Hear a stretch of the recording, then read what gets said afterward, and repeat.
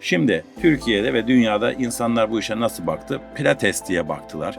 Senin yaptığın şeyin Pilates'ten farkı nedir? Nasıl dokunuyorsun, ne yapıyorsun ve onun hayatında neleri daha farklı hale getirip sinirle, beyni ve kasları nasıl koordine ediyorsun? Bunları senden dinleyelim. İnsan bedeni, fiziksel beden bizimle birlikte çalışmıyor. Sen mesela iyi yararlı bir şey yiyorsun falan. O şöyle demiyor.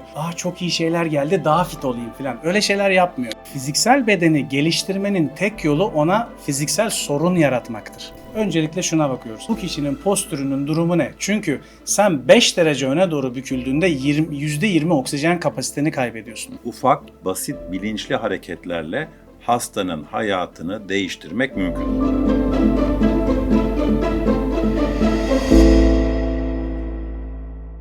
Age by Larahat yayın serimize hoş geldiniz. Bugün çok değerli bir konuğum var. Cidde'den ayağının tozuyla geldi. Sevgili Gökhan Üden. Hoş geldin Gökhan'cığım. Hoş bulduk hocam. Gökhan'ı anlatması zor. Önce ben kendi hikayemizi anlatmaya başlayayım. Biliyorsunuz ben kadın doğum ve yüksek riskli gebelikler uzmanıyım ve işim gücüm kapalı bir odada ultrasonla işte stresli hastalara, riskli bebeklere bakmak ve o pozisyonlardan ve çok ameliyatlara girdiğimiz için de uzun yıllar sonrasında ciddi bir omuz problemi, ceketi giyememe, pozisyon dik duramama, sağa sola dönememe gibi. Hatta çok sevdiğimiz bir plastik cerrahi arkadaşımızla beraber tanıştık. Ondan sonra Gökhan bizim hayatımızın bir parçası oldu. Buna hani spor denmez, pilates değil, başka isimleri var. Onu ilerleyen zaman ve yayın akışı içerisinde ele alacağız. Ama biliyorsunuz bizim La Health olarak felsefemiz kişiye özel, bütüncül sağlık yolculuğu. Ama bu nasıl bir sağlık yolculuğu? Yeni nesil bir sağlık yolculuğu. Bunun içerisinde önce bence Gökhan'ı bir tanıyalım. Gökhan kimsin, nereden, nerelere geldin, ne yapıyorsun, ne ediyorsun? Hoş geldin, bir seni dinleyelim bakalım senin ağzından. Öncelikle teşekkür ederim beni davet ettiğin için Rica buraya ederim. sevgili hocam. Söylediğin gibi uzun yıllardır tanışıyoruz. Ortak bir arkadaşımız münasebetiyle. Benim yolculuğum aslında ben bir sporcuyum. Eski bir atletim. Bedenimde senin de bildiğin üzere kırmadığım, dökmediğim kemik kalmadığı için devamında da artık dedim ki ben kendimi öldürmeden en iyisi bunun bilim tarafına geçeyim. O sebeple de kendimi bunun bilim tarafında geliştirmeye başladım. İlk olarak tabii ki ne yapıyorsunuz? Bir personal trainer oluyorsun. Ondan sonra işte kasları base al, kemikleri base al filan derken bu öğrenme yolculuğu çok farklı yerlere uzadı. Senin de bildiğin üzere İspanya'da çok uzun süre zaman geçirdim. Burada insanların postürünün bozuk olmasının onların nörolojilerine kadar bozulmasına sebebiyet verdiğini, bağırsak faaliyetlerinin bozulmasına kadar sebebiyet verdiğini öğrendim. Bunları biraz öğrendim. Birazcık oldu dedim. Sonra omurga ortaya çıktı. Hadi bu sefer de İngiltere'ye National Spinal Cord Injury Center'lara gittim. Oranın ulusal omurga sağlık merkezlerine. Buradan aldığım eğitimlerden sonra çok devasa bir kitap yazıldı Türkiye'de bir yayın evinden çıkan. Onun içerisinde egzersizle insanın omurgasının ve günlük yaşam sağlığının nerelere çıkarabileceğiyle ilgili bir kitap yazdık. Velhasıl bunların hepsi devam ederken bana hep bir şeyler eksik geliyordu. Hocam ben nasıl kilo veririm? Hadi kilo veriyorduk. Hadi hocam ben nasıl güçleneceğim falan filan ama bana hep böyle o kişinin uzun ve sağlıklı yaşam yolculuğunun içerisinde senin dediğin gibi o yeni nesil başlığını koyduğunda orada bir eksiklik vardı. Evet. Sonra o eksikliği nörolojiyle yani bunun Birleştirdim. nörolojisine bakmamız gerektiğini anladık. Çeşitli üniversitelerin bununla ilgili bölümleri var. İnsanda nöroloji nasıl çalışıyor, ne yapıyor diye. Ve bunu keşfettikten sonra anladık ki kişiyi öyle sağdan soldan yukarı aşağı vurmamızın bir anlamı yokmuş. Yukarı aşağı kaldırı yokmuş. Çok akıllı ve mantıklı şekilde tıpkı senin şu anda yaptığın yeni nesil bütüncül sağlık yaklaşımı gibi kişiye özel bir program sağlayarak onun omurgasını öncelikle düzeltip doğru nörolojik ağların onun bedeninde çalışmasını sağlayıp kişiyi çok uzun yıllar sağlıklı ve günlük yaşamını en üst seviyede yaşayabilir hale getirebileceğimizi anladık. Harika, Gökhan'ı tanıdık. Aslında şimdi biz longevity diyoruz. Aslında longevity tanımını çok sevmiyoruz. Longevity uzun yaşamak ama biz burada ne istiyoruz? Health span dediğimiz sağlıklı yaşadığımız uzun dönem önemli. Kadınların hayatına bakarsanız maalesef erkeklere göre daha uzun yaşıyorlar. Fakat hayatlarının %20'sini de daha sıkıntılı dönemde bazı kronik hastalıklarla geçiriyorlar. O yüzden aslında şimdi bir de ne çıktı ortaya? Kas longevity'nin yeni anahtarı. Yani hastaya bizim söylediğimiz şeylerden aslında çok ileri şey yapmaya gerek yok. Basic, temeldeki hayat şartı değişikliklerinden uykusunu, stresini ve en birinci reçete supplementler, takviyelerden önce egzersiz.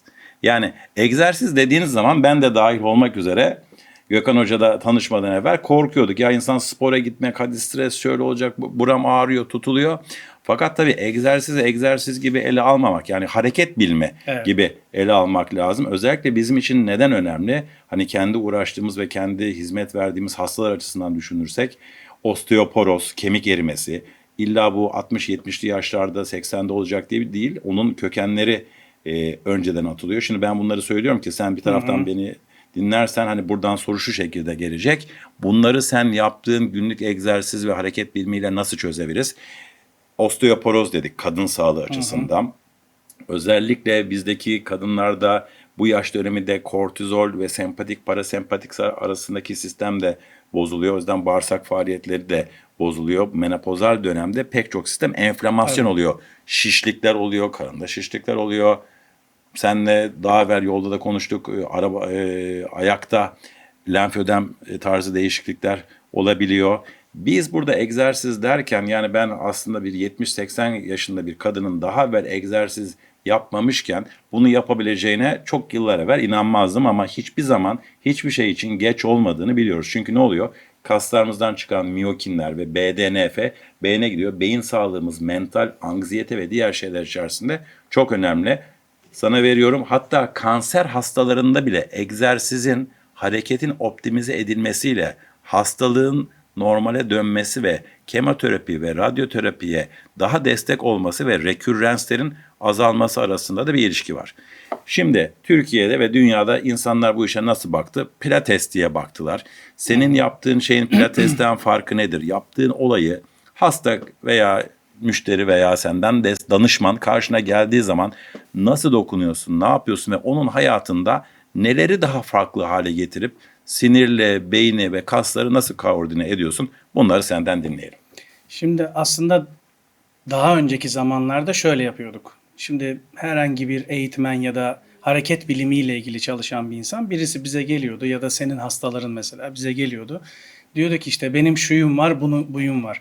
Biz o dönemde hangi bilgiyi öğrendik ve onu reprezente ediyorsak, onu insanlara öğretiyorsak diyorduk ki bu kişiyi bu bilgiye göre yontalım. Evet. Dolayısıyla ona bir fayda geliştiririz. Ama bunun sonu yok. Pilates var, yoga var, fitness var, o var, bu var filan. Dolayısıyla şey gibi yani kişinin yaşamında karşılığı olmayan bir şeye benim onu yontmamın bir amacı olmadığını anladım. Sonra dolayısıyla dedim ki biz hareket bilimciler olarak bizim her şeyi bilmemiz gerekiyor. Bir insan bize saydığın sorunlarla geldiği zaman biz onun ihtiyacı olan şekle bürünebilmeliyiz. Yani birisi gelip de bana ya benim işte Arda Hoca'dan geldim, kemik erimem başlamış, şu tedavileri alıyorum, egzersiz de yapmam gerektiğini söyledi dediğinde benim ona işte bak pilates var falan diye onu zorla oraya yontmama gerek yok. Eğer kemik erimesi var diyorsan bunun en çabuk zarar verdiği yer omurga bildiğin üzere. Hemen omurganızı yavaş yavaş şöyle öne doğru bükmeye başlar. Öne doğru büküldükçe vertebralar birbirlerine daha fazla temas etmeye başlarlar. İçindeki yoğunluk azaldığı için o kemiklerinde küçük küçük çatlaklarla senin yaşamın kalitesini bozmaya başlarlar. O yüzden daha çok genellikle geriye doğru büktüğümüz hareketleri yaparız. O omurganın arasını yükseltmekle ilgileniriz. Ama dediğim gibi böyle spesifik şeylere yönelmek yerine aslında bir insan bedeninin neden hareket etmesi gerektiğini konuşmamız lazım. Çünkü kendi açtığımız merkezde de senin de bildiğin üzere bir hastanı gelip görürdün. 7 yıl sonra geldiğinde bir daha görürdün. Evet. O alışkanlığı artık kazanmıştır. Çünkü biz birine bir şeyi söylerken onda bir farkındalık yaratmamız gerekiyor. İhtiyaç oluşturmamız gerekiyor. Neden böyle uzun bir yol seçtim anlatırken? Çünkü bizim bedenimiz, insan bedeni, fiziksel beden bizimle birlikte çalışmıyor. Sen mesela iyi yararlı bir şey yiyorsun falan. O da diyor, o şöyle demiyor. Çok iyi şeyler geldi, daha fit olayım falan. Öyle şeyler yapmıyor. Evet, aslında şöyle, hani sen bu hafta içerisinde bana uyguladığın yöntemde de hiç otomatikman yine omuz problemi, ense problemi olduğu zaman senin hareketlerini yaptığın zaman ne yapıyor insan? Gözlerini kapıyor ve ah diyor, kendine kasıyor. Senin oradaki yöntemlerinden bir tanesi beyne bunun bir tehdit olmadığını gösterip Evet. rahatlayarak bunu hayatın ve yaşamın bir parçası olarak götürmek, ki ben bunu hiç böyle algılamamıştım. Onu biraz açar mısın? Yeni zaman yani artık yeni araştırmalarla birlikte şunu gördük. İnsan bedeninin üzerinde çok fazla sensör var hocam. Doğru. Bu sensörler dışarıda olan biteni bir bilgi olarak frontal kortekse atıyorlar. Mesela örnek ver, hiç teknik konuşmayalım. Bir cime gittik seninle beraber, antrenman yapıyoruz. Sen 6-7 tane push-up yaptın. Sonra dedim ki ben sana, hadi Arda hocam bir 10 tane daha yapalım. Sen bunu yaparken gözlerini kısmaya başladığında, nefesini tutarsan, yüz kaslarını kasarsan ve özellikle omuzunun üstündeki kasları şuraya çıkardığında beyin şunu algılıyor. Ben jimde değilim. Ben ormanın ortasındayım. Etrafımda da aslanlar, kaplanlar var ve her an av olabilirim. Yani kendini tehlikede algılıyor. Neden? Çünkü şöyle düşün hocam. Ben buradan herhangi bir cismi alıp sana atarsam yapacağın ilk şey ne refleks? Gözlerini kapatmak, omuzlarını kapatmak ve nefesini tutmak. Şimdi ben bunu jimde yaptığımda ne fark ediyor ki? Aynı bilgiyi yukarıya veriyorum ve o anda direkt olarak sempatik sinir sistemi uyarılmaya başlıyor. Ben güvende değilim. O yüzden sempatik sinirler devreye girsin. Daha büyük bir enerji yakıtı vücut ortaya çıkarabilsin ve ihtiyacım olursa 2 metrelik yere de zıplayabileyim ya da çok hızlı kaçabileyim. Ve vücudun savaş ya da kaç durumu. Ama bunlar biliyorsun ki bu senin konun daha çok. Bunlar dengede olmadığı zaman ne kilo vermeden bahsedebiliyoruz, ne kemik sağlığından bahsedebiliyoruz, ne hormonal dengeden bahsedebiliyoruz. Hiçbir şeyden bahsedemiyoruz. Ama asıl mesele bizim bu sensörleri manipüle edebileceğimizi öğrendiğimizde başladı. Yani ne demek istiyorum? Ben sabah kalkıyorum, çok iyi bir kahvaltı yapıyorum. 2 tane yumurtamı alıyorum, yeşilliğimi alıyorum sağlıklı bir birey olarak filan. Ama bunun bedenimde ne kadarının duracağını şu belirliyor. Eğer ben gün içerisinde 20 dakika bile olsa bir egzersiz rutinim var ise vücut şunu öğreniyor. Ben 2 tane squat, bir tane plank yapıyorum. Yani çok böyle küçük küçük hareketler yaptığımda beden diyor ki, "Cık, ya benim kendime ayırdığım C vitaminini bu bacaklarıyla kullanıyor. Yani ben vücut hücrelerimi mi yenileyim? Beyin hücrelerimi mi yenileyim? Kalp damar sağlığımı mı toparlayayım? Yoksa bu harekete mi yetişeyim?" Yani aslında gün içerisinde insanlar vakit buldukları zaman 3 dakika, 5 dakika, 10 dakika olsa da bir egzersiz yaptıklarında Amerikalılar buna exercise snack diyorlar. Evet. Bu snackler aslında aditif olarak toplanıp bir vücutta birikici ve fayda edici etkisi var anladığım kadarıyla, değil Kesinlikle mi? şöyle. Şimdi bunu biz sevimli kılabilmek için her ismi kullanıyoruz. Ama ihtiyacı görürsek daha mantıklı olacak gibi gözüküyor. Çünkü şöyle, sen her gün ya da gün aşırı bir şey yapmaya başladığında bu fiziksel zorluğu bedene verip bedenden de bir şeyleri kullandırttığında, depo edilen her şeyi kullandı. Mesela plank hareketi diyelim. Kollarımızın üstünde durduğumuz Evet. bir şey, biliyorsun hocam. Sana en çok yaptırdığım hareketlerden biri. Bu sensörler diyor ki, ya bu adam niyeti bozmuş. Bu kemikleri kıracak galiba. Bunu da bir hafta, 10 gün, bir ay falan yaptığın zaman dışarıdaki sensör beyne sürekli aynı bilgiyi veriyor ya. Bu da diyor ki, tamam abi bıktım senden artık. Nereden kalsiyum, malsiyum ne varsa bu adamın kemiğin içerisine doldurun.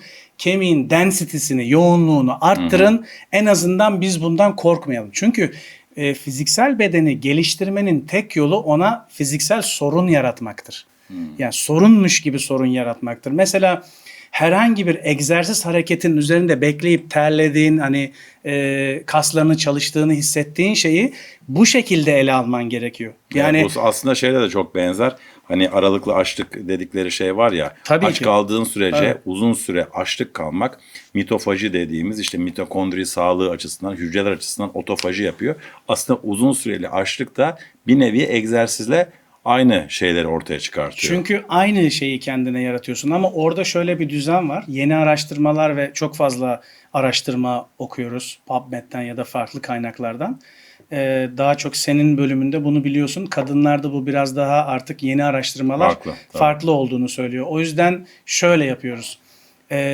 Fiziksel olarak kişiye neyi nasıl yapabileceğimizi en iyi noktaya getirdiğimiz bir sistem yarattık. Bunun adı Neuromuscular Exercise Therapy. Evet. Yani şöyle, herhangi birisi bize geliyor. Önce biz onun bir postürüne bakıyoruz. Yani şimdi oradan girmiştik. Demin hangi kadınlar osteoporoz, hangi hastalar, Evet. kimler ne yapıyorsun derken hasta kapıdan içeri girdi. Sen nöromüsküler egzersiz tedavisiyle bu hastayı yaklaşım olarak ele alıyorsun.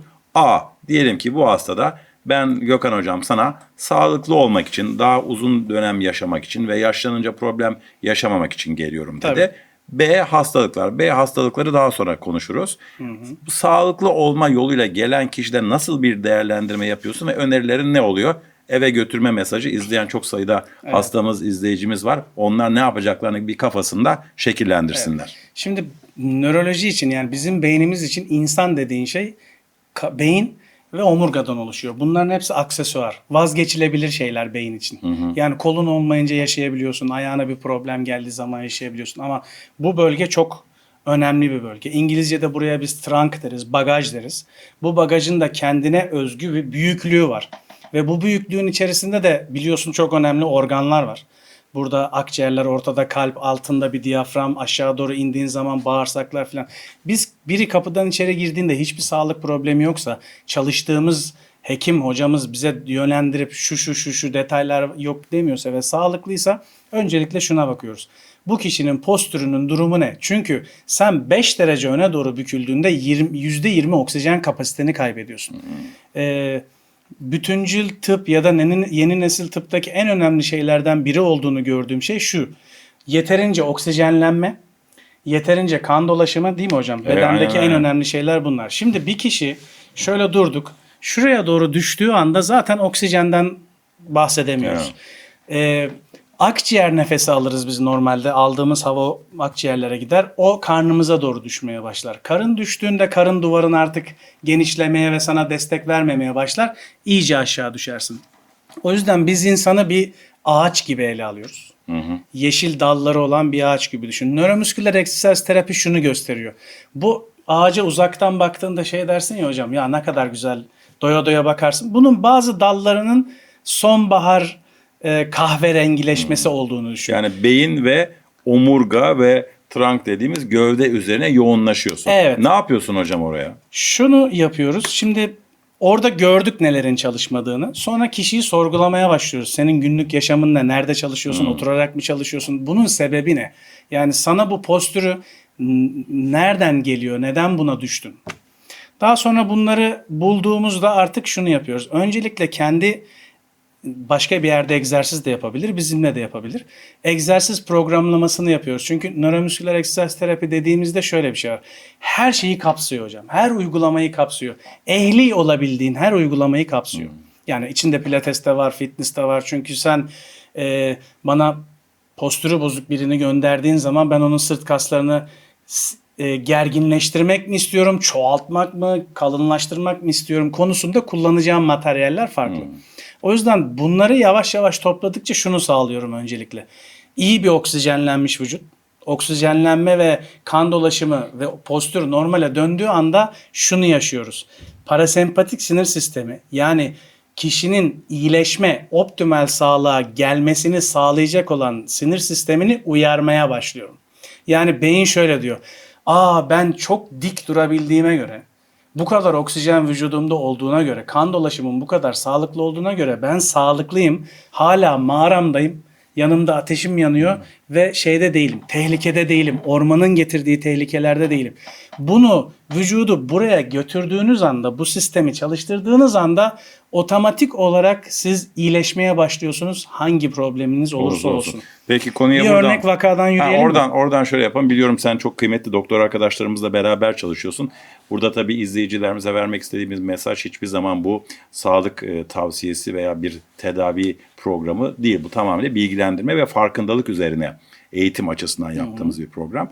Burada tabii doktor arkadaşlarla beraber çalışıyorsun. Onlarla arandaki iletişim önemli. Hastayı beraber konuşabilmemiz. Hatta ben biliyorum ki sen bazı merakından MR'ları bile doktorlarla, hocalarla beraber araştırıp bakıp orasında bu mu var mı, şu mu var mı diye bakıyorsun.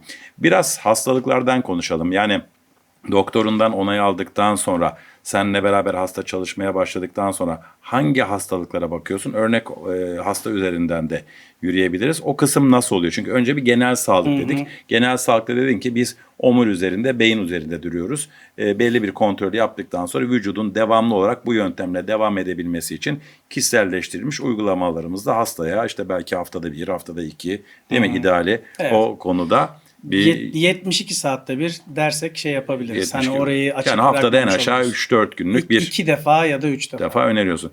Peki hastalıklara geçelim. İzleyicilerin aklında kalması açısından doktor kontrolüyle beraber çalıştığın kişilerde hangi kişilere elin değdikten sonra onlarda bir farklılaşma görebildik? Bize böyle kafamızda canlandırabileceğimiz insan hayatında egzersizin, sporun, hareketin, dengede kalmanın, stabilitenin, postürün ve 3 boyutlu kavramda dengeyi sağlayabilmenin, perception'ın iyi olabilmesinin ne gibi durumlarda bize faydası oluyor? Şimdi birlikte çalıştığım hekimler, başında sen olmak üzere, tamamında her zaman şunu gördüm. Hekimler tedavinin programlamasını ve yönünü belirliyorlardı ama her zaman şunu söylüyorlardı. Her ne olursa olsun senin bile yapabileceğin bir egzersiz kısmı var. Var. Yani yaşı 90 da olsa, küçük de olsa, hangi problemi yaşıyor olursa olsun. O yüzden her zaman sağ olsunlar bunu insanlara anlatmak için uğraştılar. Benim de yolculuğum siz dahil diğer hocalarımla da kesişti ve şunu beraber gördük. Bir örnek vakadan bahsedecek olursak, örnek üzerinden ilerleyeceksek zor bir örnek gibi düşünelim.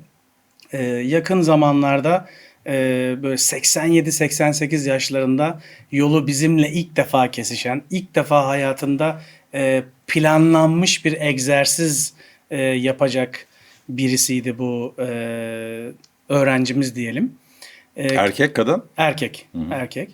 Bu ama aynı şartlarda yakın zamanlarda gelen aynı bir kişi daha vardı. O da kadındı. Erkeğin üzerinden yol alacak olursak, anlatacak olursak yaşadığı problemlerden bir tanesi şuydu. Artık belli derecede Alzheimer seviyesi ve diagnozu koyulmuştu. Devamında tabii merkezi sinir sistemi problemi olarak Parkinson da peşini bırakmadı. Küçük küçük titremeleri vardı vücudunda.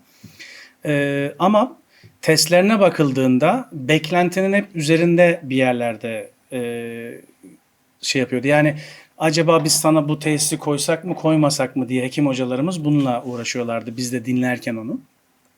Devamında da şöyle bir şey oldu. Biz bunların testleri yapılırken aynı zamanda kemik kanseri teşhisi konuldu kendisine. Şöyle bir şey söyleyebilirim. Bu sebeple dizi tamamen açılmıyordu. Hep bükülü Yatalak halde mıydı? kalıyordu. 4 kişiyle bizim Hareket bulunduğumuz yere kabiliyeti yoktu geldi. yani. 4 kişi onu taşıyarak getirdi. Çünkü şöyle oluyor. Hızlıca hareket edemeyince omurga etrafındaki kasları kaybettiğin için omurga eğriliği dediğimiz skolyoz da oluyor. Bütün dengen bozuluyor.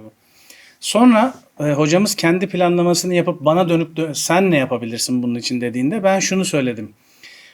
87 yaşındaki bu kişi kendi yaşam düzeneğine de baktığımızda şunu kaybetmişti hocam. Bizim 3D ortamda biz 3 tane eksende hareket ediyoruz. Ve bu eksenlerde hareket ettikçe o sensörlerimiz hayatta kalıyor.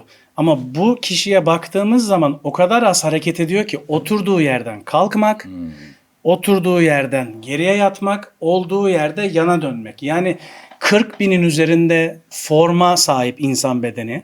Hani hepsini tanımlayacak olursak. Bunun 15'inin içerisinde kalmış. Dolayısıyla hocayla konuşurken, hekim hocamızla konuşurken şunu söyledim. Hocam dedim şöyle düşün. Sen 40 bin hareketi yaparken yaşayacağın nörolojik bağlantıları düşün. Beyninin senin kasların için üreteceği enerjiyi düşün.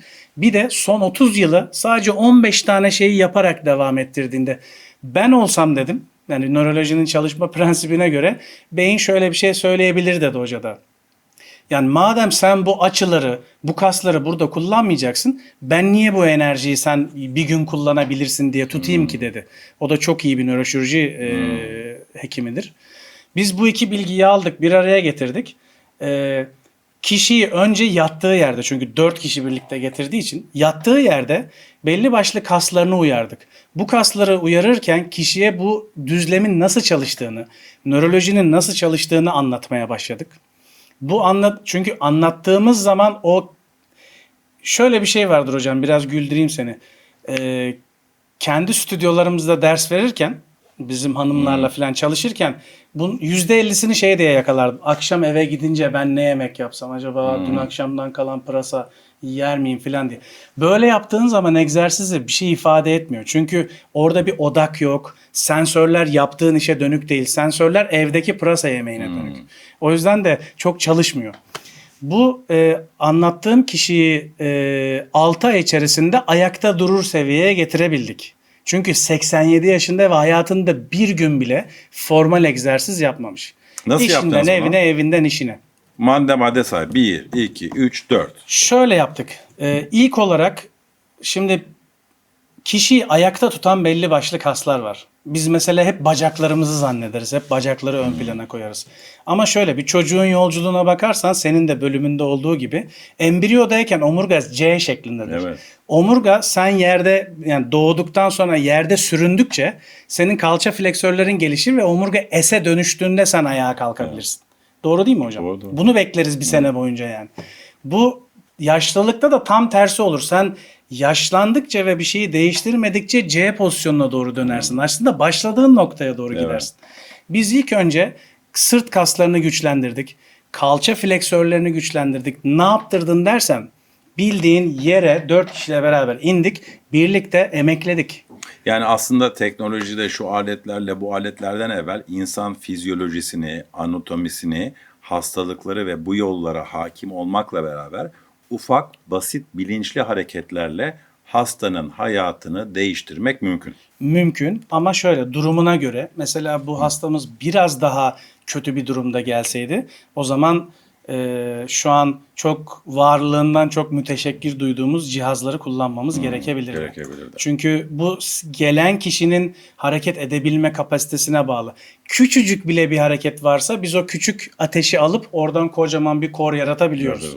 Süper. Peki hasta özeline girmeden zaman açısından başka hangi doktorlarla beraber çalıştığın hastalarda, belli hastalıklarda destek olma şansın olabiliyor? Daha çok şöyleydi. Çok sevdiğim bir hocam var. O kendini anlayacaktır benim söylediğim şeyden. Kendisi çok iyi bir romatologtur. Ben İspanya, Amerika ve İngiltere'den sonra ülkeye geri döndüğümde ilk onunla tanıştım. Onunla tanıştıktan sonra kendisine şey demeye başladım. Ya bak, romatolojik bulgular var ama egzersiz dünyada bununla ilgili çok güzel şeyler söylüyor. Ne dersin hocam diye. Sağ olsun kendisi bir deney grubu yaptı. Bana kendi 10 tane hastasını verdi. Ben sadece ona egzersiz yaptıracağım. Romatolojik hastalıklar. Evet, 10 tane de ki aynı durumla, aynı Yani yakın hastalarımız olan. ve izleyenler için söyleyeyim. Romatolojik hastalıklar Yani deyince fibromiyalji var. olabilir, romatoid artrit olabilir. Ondan sonra ankilozan spondilit olabilir. Evet. Yani otoimmün sistemin devreye girdiği, kendi dokularımıza saldırdığımız kemik, kas ve bağları tutan bazı özel durumlar. Evet.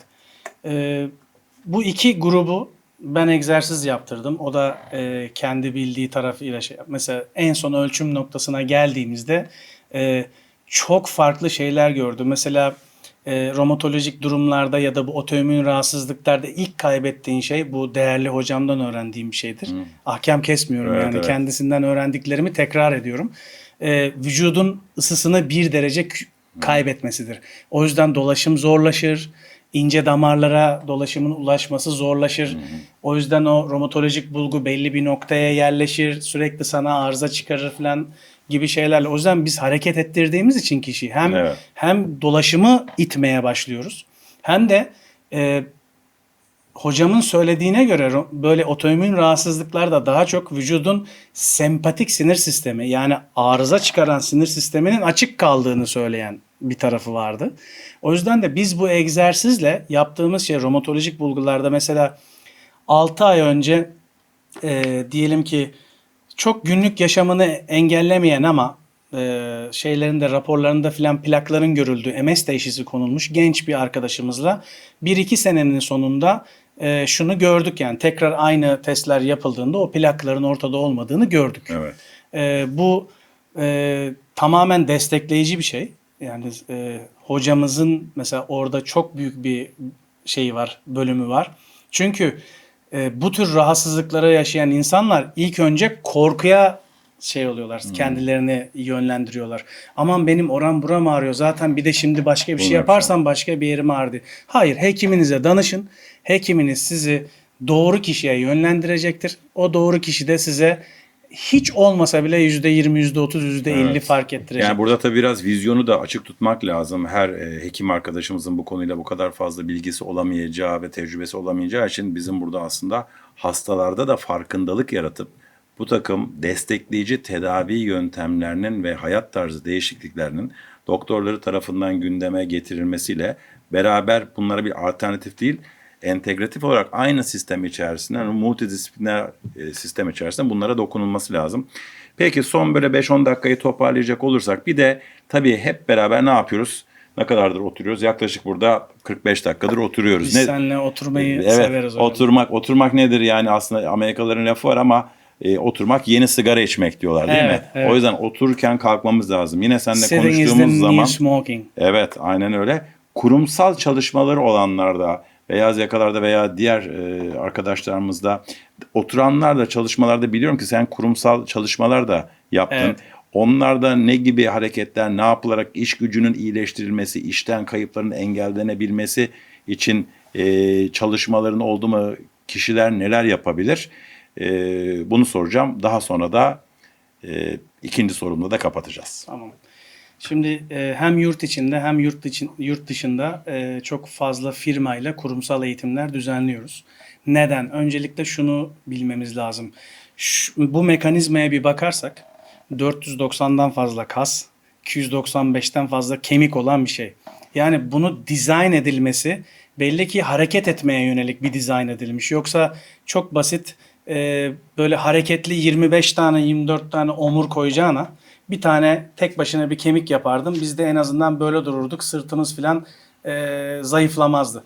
O yüzden tasarımın kendisi hareket etmeye yönelik. O yüzden yapılan araştırmalar şunu gösteriyor. Tek seferdeki, yani bir gün içerisinde 45 dakika oturduğun mu 15-20 dakika kalkıp o dolaşımı engellediğin kasların hepsine tekrar ulaşman gerekiyor. Şey bu. O yüzden de kurumsal firmalar çalışan insanların omurgasını, çalışan insanların performansını, sağlığını düşündükleri için çok fazla bize geliyorlar. Bir örnek verebilirim. Yakın zamanda yaptığımız bir projeden bir firmanın İK'sından aldığımız bilgi de şöyle yapıyor. Çok fazla çalışanı olan bir yer. Herhangi bir fiziksel problemle işe gelemeyen ya da kaç gün gelemeyen falan, bunların şirkete maliyetine baktık. Çünkü ben bir hafta rahatsızlanabilirim ama benim maaşım bir hafta eksik yatmıyor. Tabii. O iş yeri ondan eksik hizmet almış oluyor gibi sorunlar var. Bir de bu rakamsal karşılığı, ama insani olarak şirketlerin bunları önemsediği noktalar da var. Yani o insanın çalışırken bu rahatsızlığı yaşamasını istemiyorlar. Bu İK'dan aldığımız bilgiye göre bir sene içerisindeki bu çalışanların sisteme olan maliyeti 2 milyon dolardı. Kayıpların, işe Evet. gelememek. Yani benim migrenim tuttu, benim başım ağrıdı, benim dizim ağrıyor, ayağım şey oldu, Fibromiyalji belim var tutuldu, mı? fibromiyalcim var, otoimmün rahatsızlığım var gibi şeylerde. Sonra o şirketin CEO'su da beraber çalıştığımız biriydi. Bunları duyunca dedi ki hocam bize ne yapabiliriz? O koca şirketin içerisinde bir 100 metrekarelik bir alan belirledik. Bu 100 metrekarelik alanın içerisine gerekli cihazları yerleştirdik. Bir kart sistemi oluşturduk. Sağ olsun onlar da bunu yani globale sunup, global şirketin CEO'suna sunup ondan onay aldıktan sonra şöyle bir proje yaptık. İnsanlar içeriye giriyorlar, öğlen tatillerinde ya da sabah erken geldiklerinde 20 dakika boyunca o 20 hareketi birer dakika yapıp odadan çıkıyorlar ve 40 dakika işten erken ayrılma vasfına sahip oluyorlar. Bir ödül de var yani. Ödül de sonuçta var. Çok ona eğlence olsun diye yaptık ama sağ olsun o zaman bizimle ilgilenen CEO'muz da bunu şey yaptı. Dedi ki hocam bunu promote etmemiz için, bir tanıtmamız için bir şey yapmamız lazım Sonuç diye. ne oldu? Sonuç bir yılın içerisinde Sadece insanların şu şekilde işe gelemediğini gördük. Bir akraba vefatı ya da kendi elinin düzeltemeyeceği şeyler. Yani oranın içerisinde problemleri olan, düzenli ilaç kullanan, ağrılar yaşayan, çalışamayan, işe gidemeyen neredeyse %99'una yakın bir geri dönüş aldık. Onu Harika. aldıktan sonra da diğer farklı bütün şirketler bunu biz de istiyoruz, biz de istiyoruz diye dediler. Onlara da böyle ayda bir defa gidiyoruz. Kişilere ne yapmaları gerektiğini öğreniyoruz. Hiç hani şimdi ofiste oturduğun zaman bir kıyafet yönetmeliğin var. Onu bozmadan ayakta hemen 5 dakika 10 dakika ne yapabiliriz? Ve bunu hocam 5 dakika 10 dakika deyince insanlar gibi düşünüyor. Ya ne olacak ki 5 dakika 10 dakika bir şey yapmışsın diye. Bunu 20 yıla döktüğünüz zaman 5 dakika bir şey yaptığınız zaman o ortalama size 1 yıl 2 ay gibi bir süre yapıyor. Oluyor. O yüzden de siz o 1 yıl 2 ay yaptığınız zaman 20 yıl sonra vücudunuzun yaşaması muhtemel bütün sorunları ertelemiş oluyorsunuz.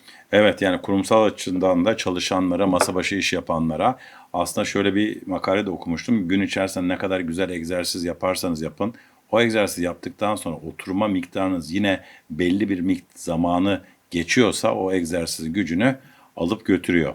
Kapatmadan evvel sana bir iki cümleyle 1 dakikalık bir zaman içerisinde hani spor, egzersiz dünyada nereye gidiyor, bunun geleceğini sen nasıl görüyorsun diye sana bir kapanış dakikası veriyorum. Teşekkür ederim hocam. Aslında o kadar geniş bir şeyi söyledin ki çok Ama işte kısa bu sürede. bir sonraki programların şey olsun, yani ne tarafa gidiyoruz, ne oluyoruz, ne gözle bakmalıyız. Dünya artık şunu istiyor. Benim gözüme, benim bilgime maruz kalmadan karşıma koyduğum kameralarla kişinin bütün analizini yapabileyim. O analiz karşılığında hangi hareketleri yapması gerektiğini söyleyeyim. O hareketleri yaparken neleri alması, nasıl beslenmesi gerektiği olduğunu ona şey şeklinde verime gitmek istiyor. Yani bir hap şekline dönüştürmek istiyor bütün bilgiyi.